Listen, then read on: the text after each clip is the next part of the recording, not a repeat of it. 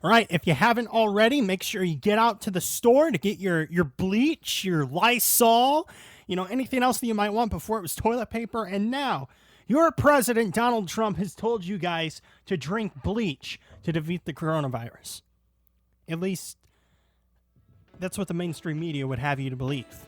But that's not exactly the case. That and more coming up on this episode of The WireTap.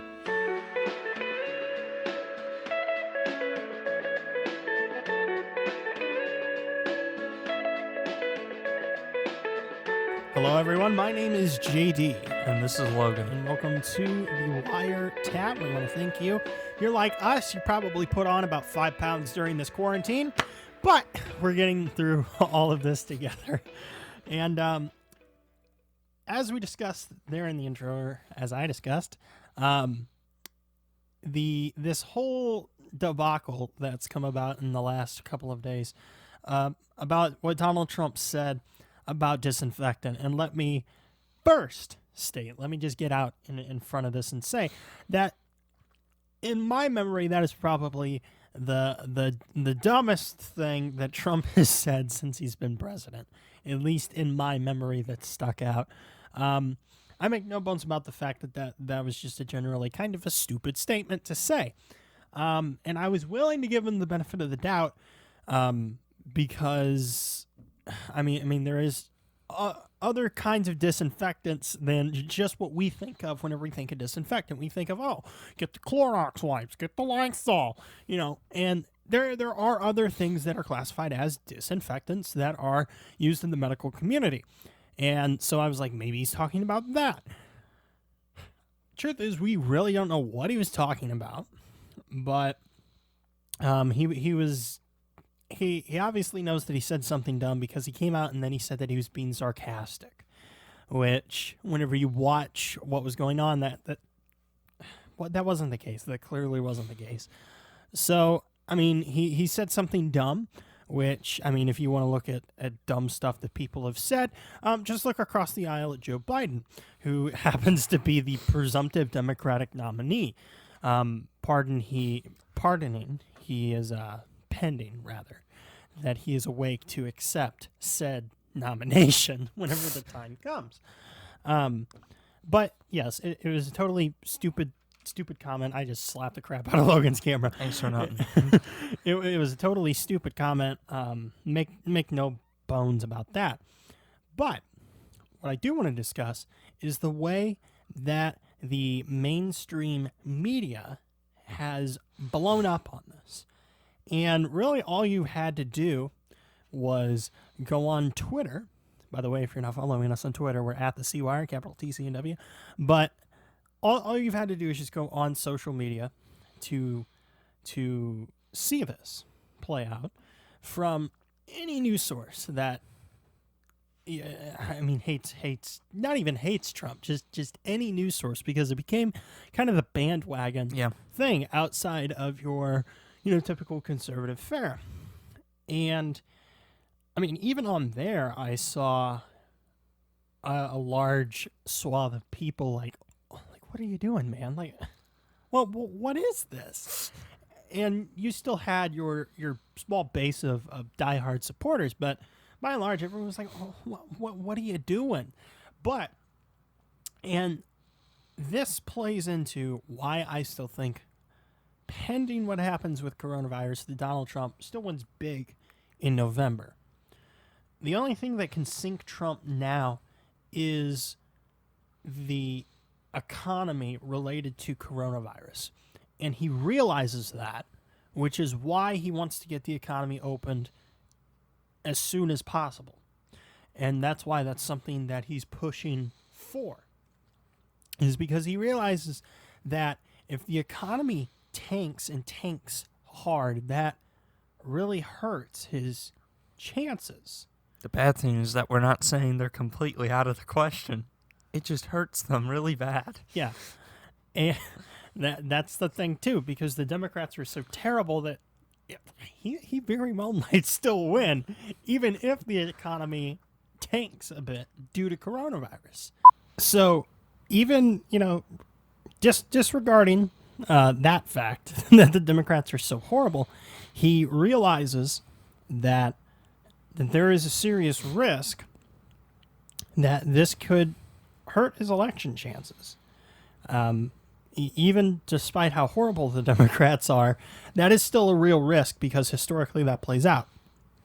And as I said, that's why he wants to open the economy. Now, you can debate the semantics of that, whether or not he's doing it too early, whether or not the federal response was too heavy-handed, because that's a debate that really has been raging in the last couple of weeks in the conservative community, is how heavy-handed this response has been, whether or not it's been too much, whether or not it's been too little.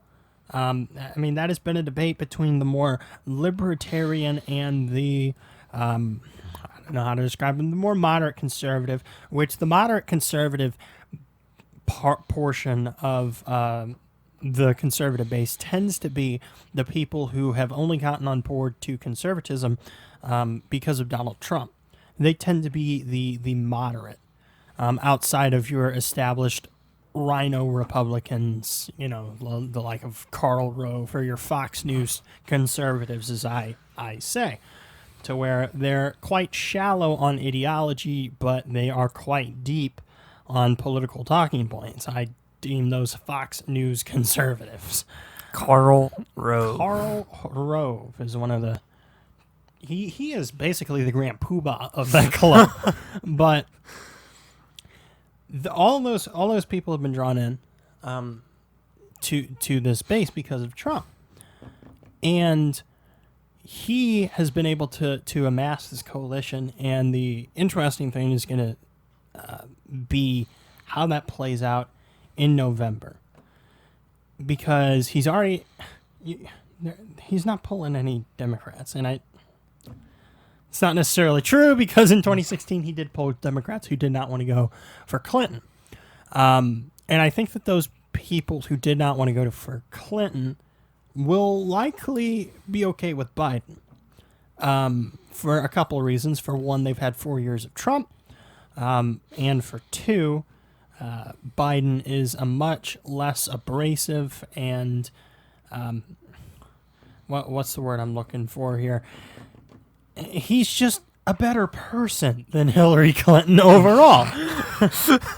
And, but I see those people, I see the Democrats who might have come over for Trump, probably not sticking around for that.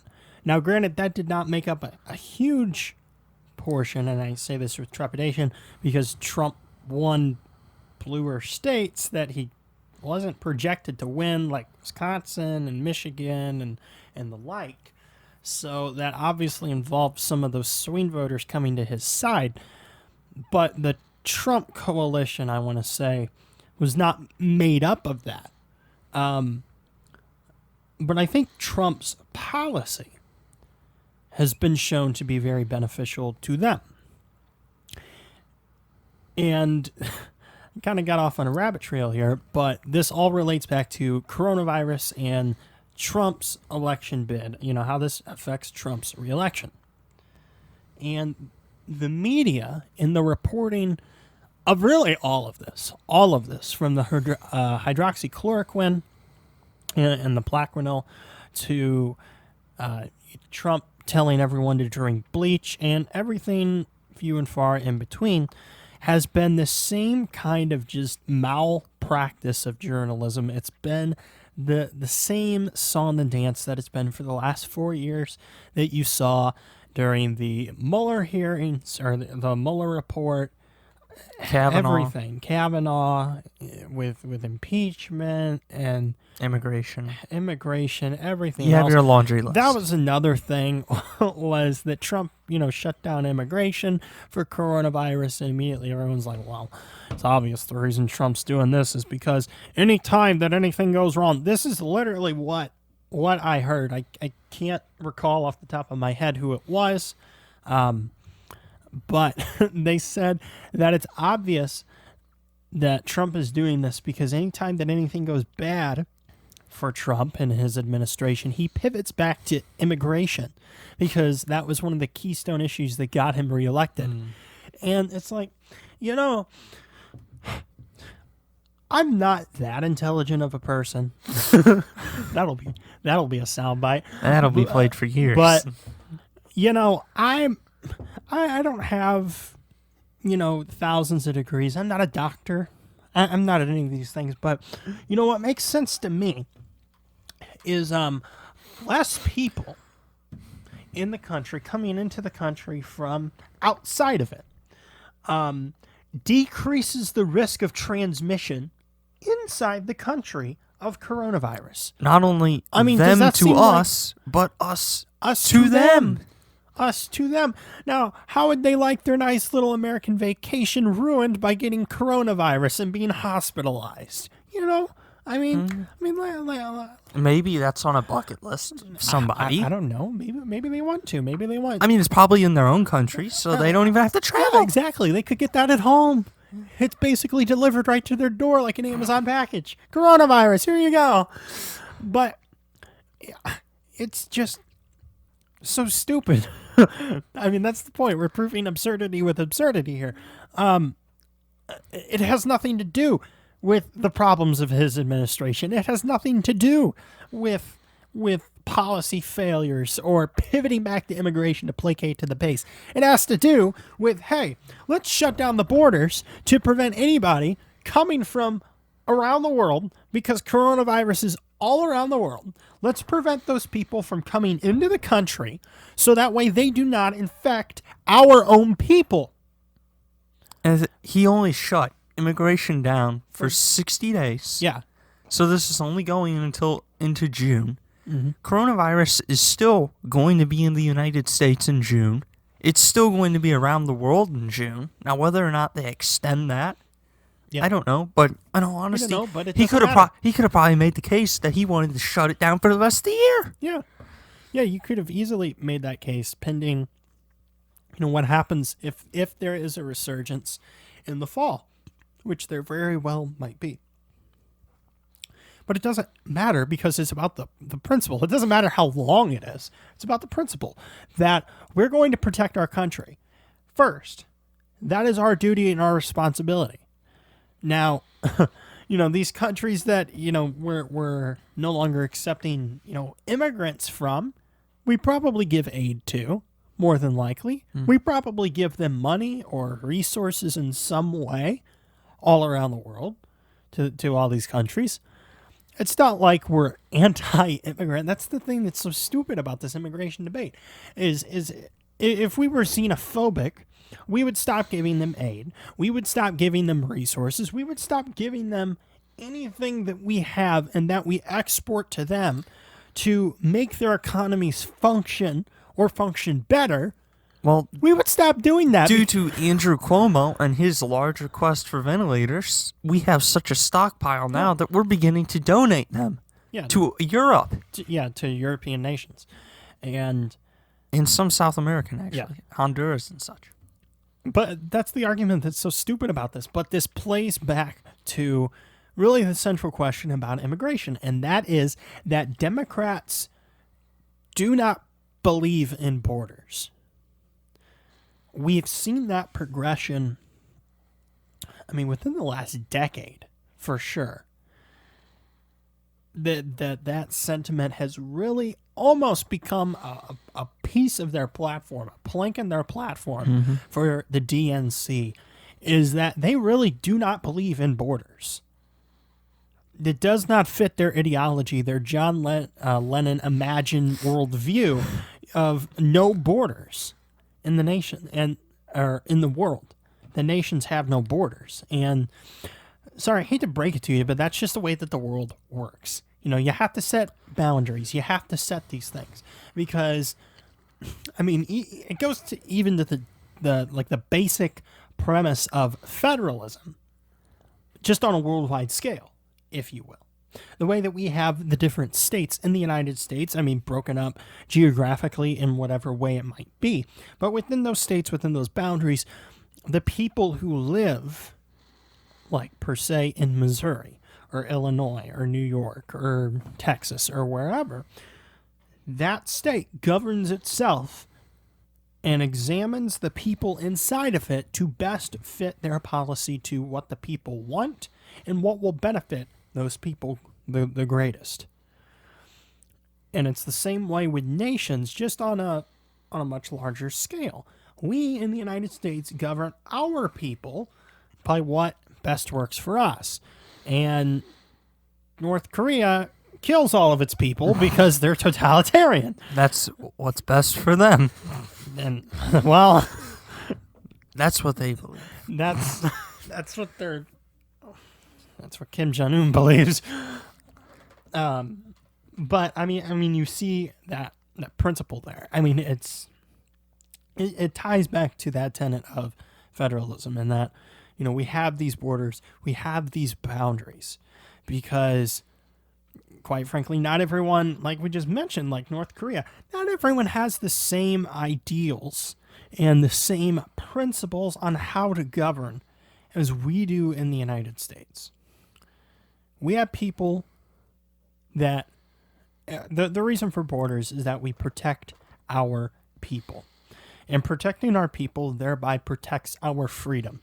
It thereby protects our liberty. That is the reason. That is the why that we have borders. And it goes, a little further than that, a little more philosophical. But we don't want to necessarily go down that rabbit trail, because that is an episode all in and of itself. But the point is that you don't need to drink bleach. Because Donald Trump never said that. He never even mentioned anything about household disinfectants or cleaners whatsoever. But you could tell by the tone of his voice. But you can tell. He blinked 3 times, winked. I mean, he did the same thing. He did the same thing that he did in Charlottesville to those, the racist people in Charlottesville, whenever that all happened. He was dog whistling white nationalists. I'm still going through my my language course in dog whistling. Yes, the nonverbal language portion of it. It's tough. It's hard, but it is an art. And whenever you figure it out, you'll be directing those white nationalists wherever you want them to go. There's an app for that. Yeah, there certainly is. But it's the same stupid argument. And it's gone all the way back there. If the media were not able to misquote and just misconstrue purposefully everything that Donald Trump has said, or nearly everything, they would cease to exist. And honestly, I say that facetiously, but in a way, it really is kind of true. Because whenever Donald Trump is out of office, they're going to miss him. Because their base of readers, the liberal left in the nation, whenever Donald Trump is gone, and unfortunately a Democrat one day will be president again, I see it'll probably likely be in 2024, unfortunately.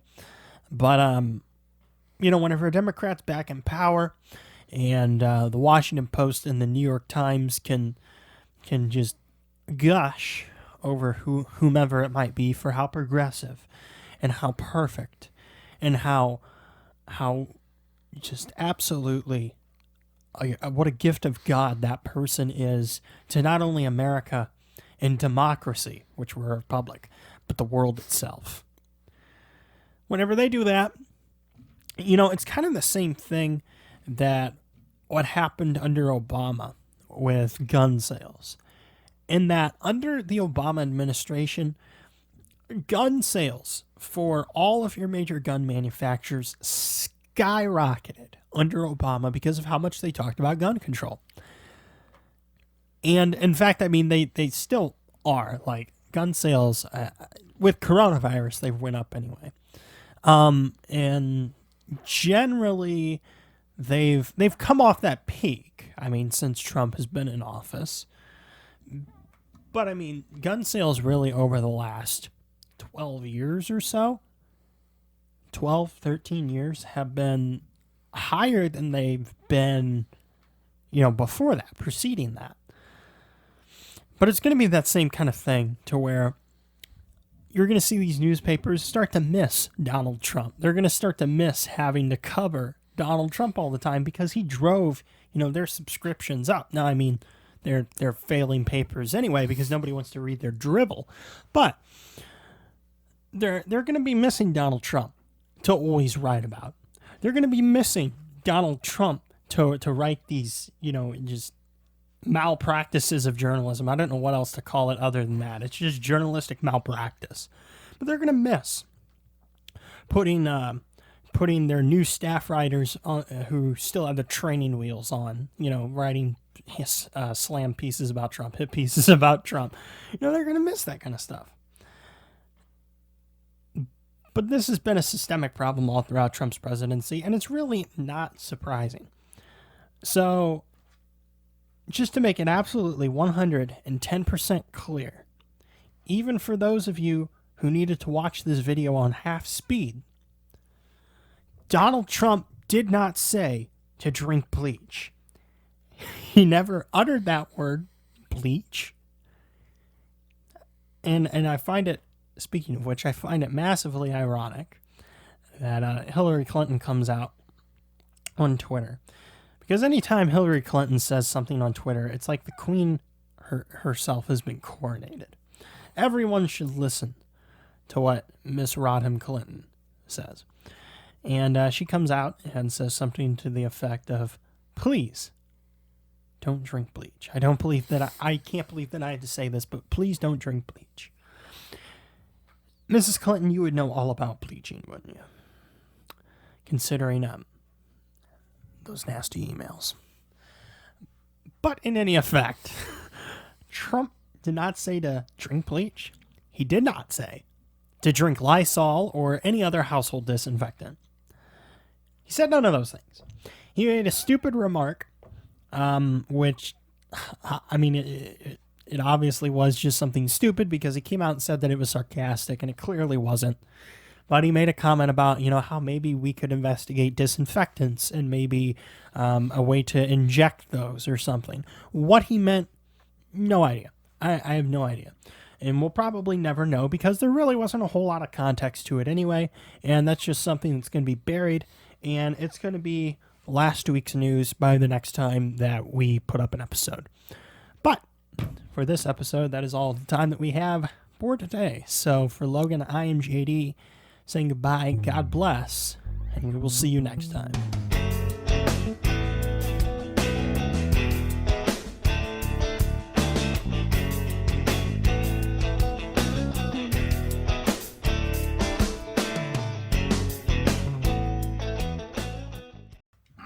Lukewarm coffee. There's nothing quite like it.